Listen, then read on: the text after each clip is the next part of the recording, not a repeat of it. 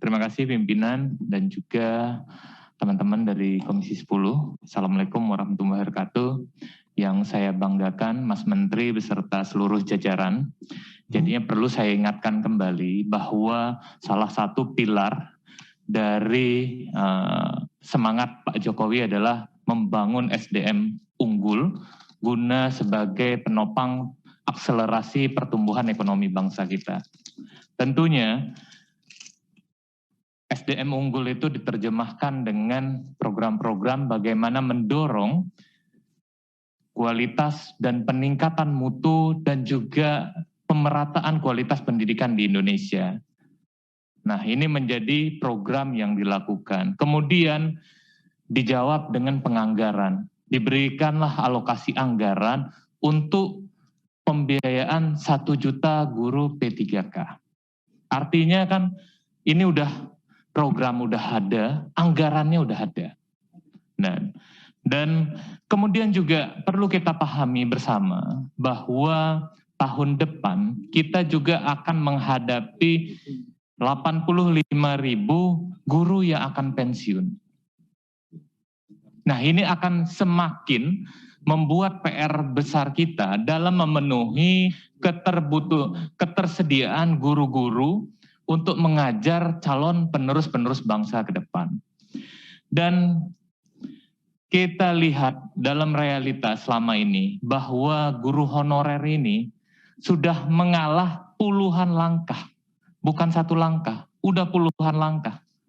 Mereka harapannya awalnya itu pingin diangkat menjadi PNS, bukan P3K.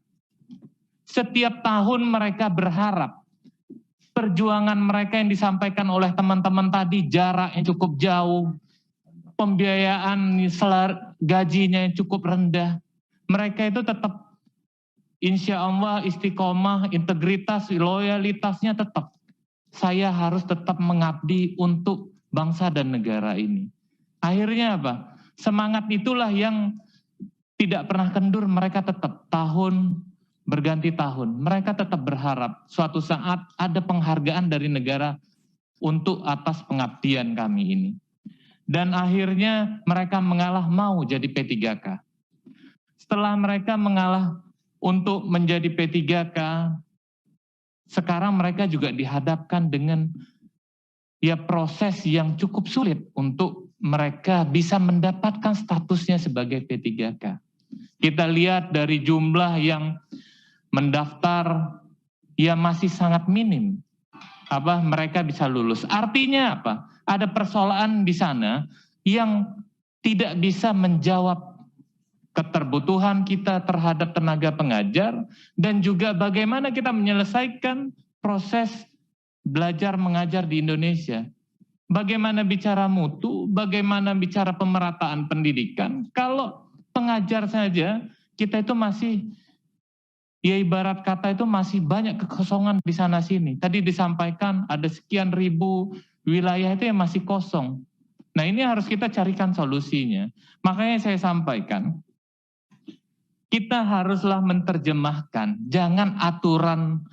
Jadi harus bisa melihat aturan untuk masyarakat atau masyarakat untuk aturan. Itu yang harus kita pertimbangkan. Jangan kita paksakan, aturannya dipaksakan untuk masyarakat gitu. Jadi kalau ibarat hukum itu jangan dipaksakan hukum untuk manusia atau manusia untuk dihukum. Itu harus jelas posisinya. Kita harus memulai dari mana? Gitu. Ini kan udah jelas. Anggarannya udah ada. 1 juta guru.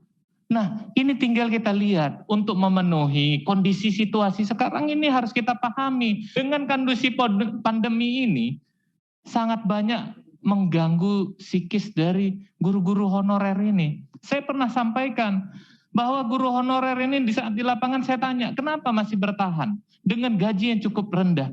Ini adalah pengabdian kami. Siapa yang akan mengajar anak-anak ini jika kami ini pun memilih jalur lain, nggak lagi ingin menjadi guru. Kita tahu bahwa di Lampung itu banyak sekali wilayah 3T itu gurunya sangat terbatas.